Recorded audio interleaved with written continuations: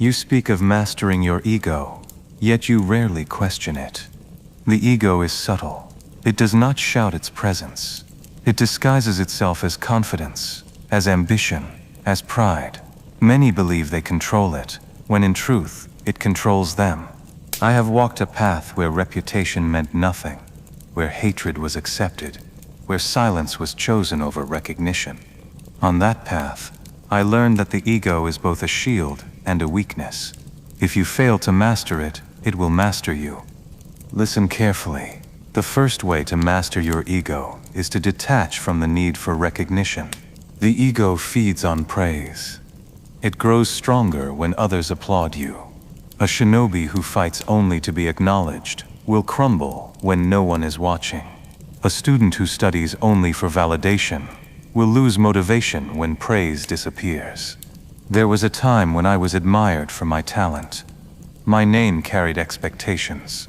It would have been easy to cling to that image. Instead, I chose a path where my name became cursed. I allowed the world to misunderstand me. Why? Because the mission mattered more than recognition. If your actions depend on applause, you are a servant to your ego.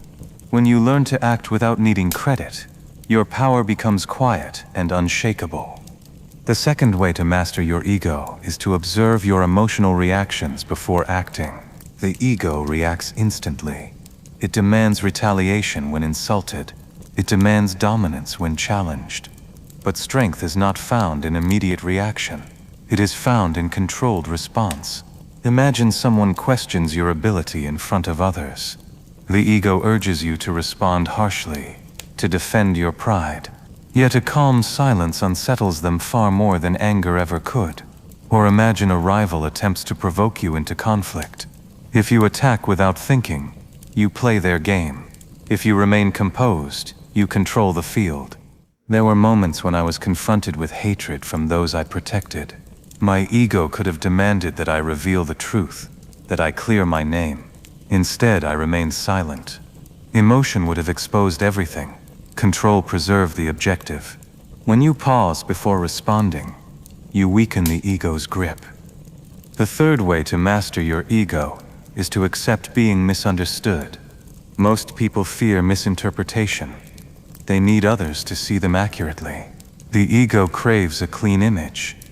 But understanding is a luxury, not a necessity. A leader may make a decision that appears cruel in the present, yet prevents chaos in the future. A parent may enforce discipline that feels harsh, yet protects a child from greater harm.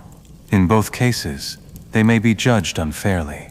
I allowed myself to become a villain in the eyes of the one person I loved most, not because I lacked emotion, but because the greater outcome required it.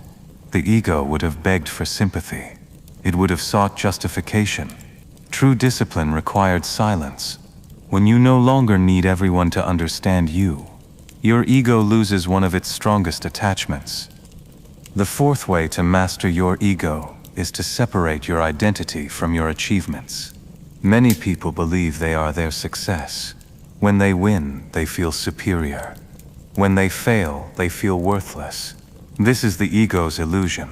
A prodigy who believes his talent defines him will collapse after his first true defeat.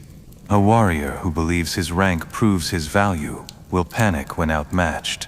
But the one who sees success and failure as temporary states remains stable. Talent once defined me, in the eyes of others.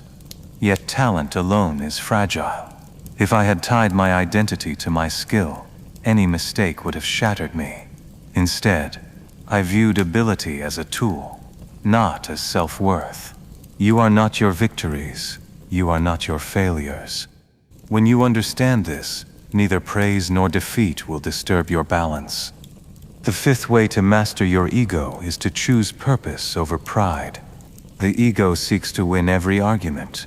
It seeks to appear strong at all times. Purpose seeks results. Imagine two allies disagree on strategy. The ego pushes you to dominate the conversation, to prove you are right. Purpose asks a different question. What outcome serves the mission best? Sometimes that means accepting another person's idea. Sometimes it means stepping back. Or imagine you are insulted publicly. Pride demands retaliation.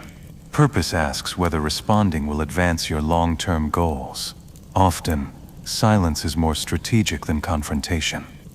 Every decision I made was measured against a single purpose: protect the future, even at personal cost. Pride had no place in that calculation. Pride would have chosen a different path, one that satisfied emotion but destroyed stability. When your purpose is clear, your ego becomes secondary. Understand this. The ego is not entirely evil. It can give you confidence. It can push you to improve. But if left unchecked, it blinds you. It convinces you that you are the center of every conflict, the hero of every story. You are not the center. You are a participant in a much larger design. To master your ego is to become difficult to manipulate. Insults lose their power. Praise loses its intoxicating effect. Failure becomes instruction. Success becomes responsibility. When someone attempts to provoke you, they will find no reaction. When someone attempts to flatter you, they will find no arrogance. When circumstances shift, they will find no panic. Calm replaces pride. Awareness replaces impulsiveness. Purpose replaces image. There is a quiet strength in those who do not need to prove themselves. They move strategically. They speak carefully. They understand that true power does not announce itself. If you wish to grow beyond mediocrity, begin by studying your own mind. Notice when you feel the urge to defend your reputation. Notice when anger rises because someone questioned you. Notice when you seek validation before taking action. Each of these is the ego asking to be fed. Instead of feeding it, discipline it. Act without needing applause. Pause before reacting. Accept misunderstanding. Detach identity from outcomes. Choose purpose over pride. Do this consistently, and you will find that the noise within you begins to quiet. In that silence, clarity emerges. And in clarity, there is strength. Every decision I made was measured against a single purpose: protect the future, even at personal cost.